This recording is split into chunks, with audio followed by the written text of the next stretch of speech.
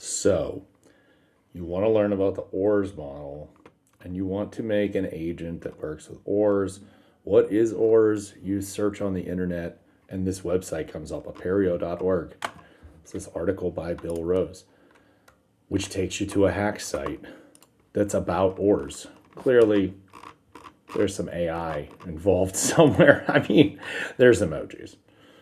But it's teaching you about how OARS overlaps with certain other concepts, content portability. I want this on my computer. I don't want it out there on the internet. I can't do anything with it.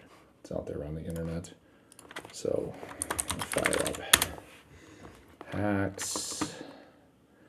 And let's import something, point to something that already exists, which the rest of these guys will work too. Oh, okay, it's already there. All right, now we have it on our computer, but this isn't actually the format that I want it in.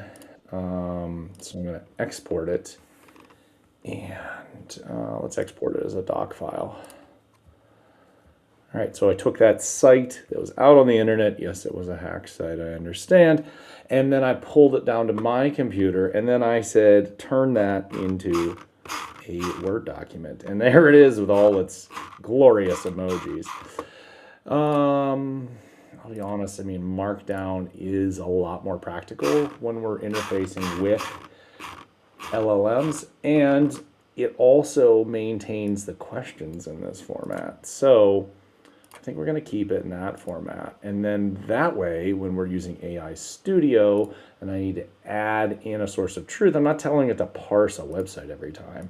I'm actually just going to go and take that OARS course right there, right?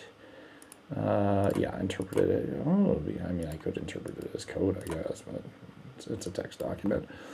All right, so interpret it as text. And so there I have taken the website, pulled it down, changed the format, and now I have it as something more useful to go elsewhere.